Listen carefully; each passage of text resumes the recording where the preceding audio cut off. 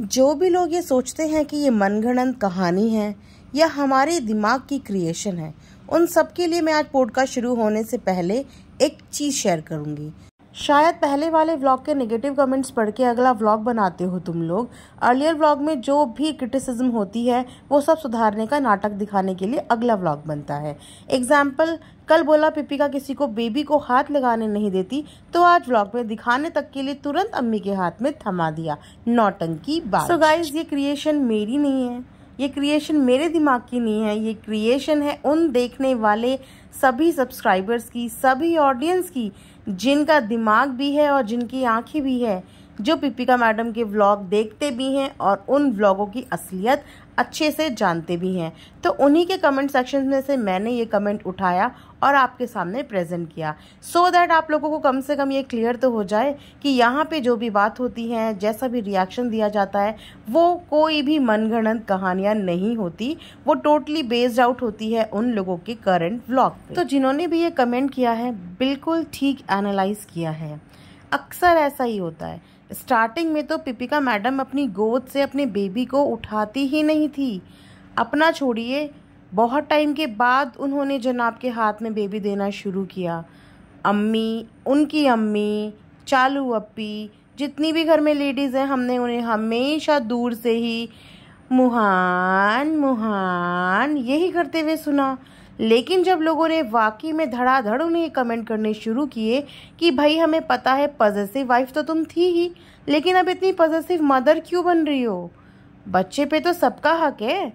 जिस घर का वो बच्चा है, ठीक है, मानते हैं कि आपने दुनिया का सबसे बड़ा काम किया है बच्चा पैदा करके, और आपके सिवा शायद कोई और इस काम को कर भी नहीं सकता था, अकॉर्डिंग टू यू, आपको शायद ऐसा लगता है। पिपिका मैडम के इस पॉजिटिवनेस और ऑब्सेशन को पब्लिक ने बहुत पहले ही नोटिस करना शुरू कर दिया था। इसीलिए उनको इस तरीके के बहुत सारे कमेंट्स आते थे कि भाई आप अम्मी के हाथ में बेबी क्यों नहीं देती, आप अपनी मम्मी के क्यों नहीं देती। सो फाइनली पिपिका मैडम ने बेबी को उनके हाथ में देना शुरू कर दिया है, लेकिन हमेशा अपनी निगाहों के सामने। आपने कभी नहीं देखा होगा कि पिपिका मैडम इधर उधर हैं और बेबी को उन्होंने अपनी मम्मी या अपनी अम्मी के हाथ में अकेला छोड़ दिया है। इतनी इनसिक्योर हैं हमारी पिपिका मैडम अपने बेबी को लेके कि अगर मार्केट में 5 से 6 घंटा भी घूमने पड़े तो भी वो अपने साथ पिपिका बेबी को ज़रूर लेके जाती हैं। उन्हें किसी पे भरोसा ही नहीं है कि घर में उनकी अम्मी उनके बेबी की केयर कर लेगी या उनकी खुद की मदर केयर कर लेगी। चलो खुद की मदर नहीं, लेकिन इनकी प्यारी सी ननद, जिन पे इन्हें बहुत ज़्यादा विश्वास है, जिनसे ये अटूट प्यार करती हैं, उन पे तक भरोसे में ये अपने बेबी को छोड़ के नहीं जा सकती। तो फिर किस बात की प्यारी प्यारी फैमिली का आप लोग नौटंकी करते हो? किस बात का आप प्यार दिखाते हो जब फैमिली किसी के काम ही ना आ पाए?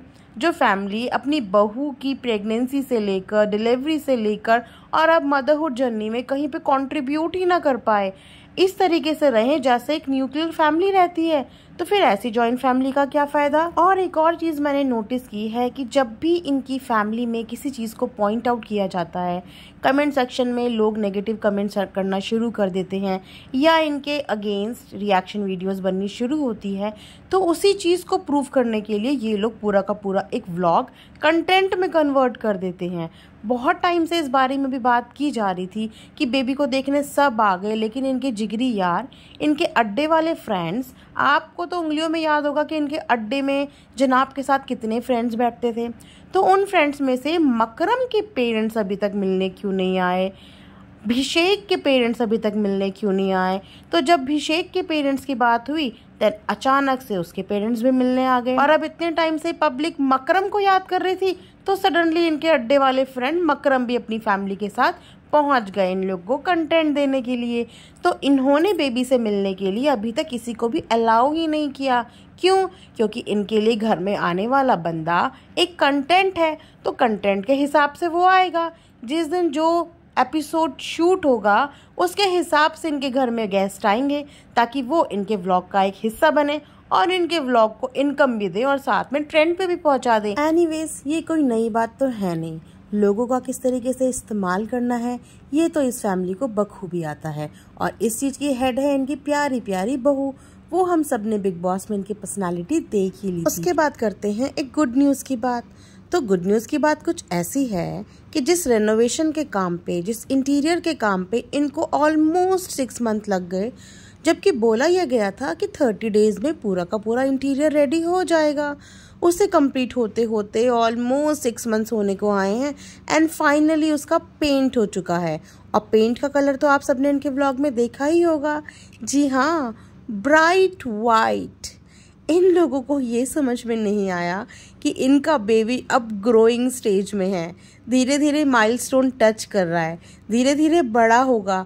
क्या करेंगे ये इतना सफ़ेदी की चमकान वाले घर का, जब वो बच्चा इस पूरे घर को पेंसिलों से अपने हाथों से पेंट कर देगा।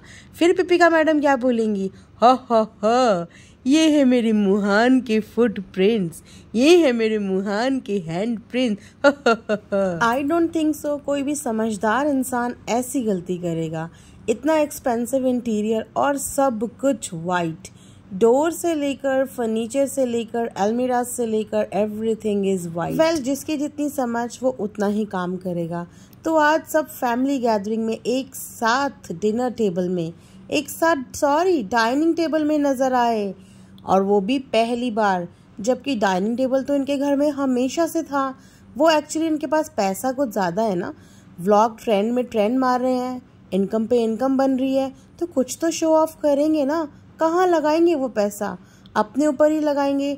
चाहे वो डाइनिंग टेबल आज के बाद एक कोने में पड़ा रहे, इनके पुराने वाले डाइनिंग टेबल की तरह। याद तो होगा आपको, बड़े शौक से इन्होंने अपने पहले वाले घर का भी इंटीरियर किया था, बड़े शौक से नया नया फर्नीचर आया था। और उस डाइनिंग टेबल में आप मुझे खुद बताइए कि आप लोगों ने इन्हें कितनी बार खाना खाते हुए देखा। वो डाइनिंग टेबल इनके घर में ऐसा पड़ा रहता था जैसे वो कोई शोकेस हो, जो अपनी जगह पे बस पड़ा हुआ है, उस पर लोग नहीं पड़े हुए हैं, वो अपनी जगह पे पड़ा हुआ है। और उसके बाद इन्होंने एक नया डाइनिंग टेबल परचेज कर लिया, और उसमें आज फर्स्ट टाइम बैठ के पूरा family gathering, family dinner, family lunch या जो भी बोलो, वो हो रहा था। तो देखते हैं इस डाइनिंग टेबल की शोभा इनकी फैमिली कब तक बढ़ाती है, क्योंकि आना इन्होंने वापस इस ज़मीन में ही है। सो गाइज, आई थिंक आज के लिए इतना रिएक्शन काफ़ी है। आई होप कि आप लोगों ने एंजॉय ज़रूर किया होगा। अपने प्यारे प्यारे कमेंट्स करना बिल्कुल मत भूलना, और जिन्होंने चैनल को सब्सक्राइब नहीं किया है, सब्सक्राइब भी कर देना। Thanks for watching earth mom Dehradun.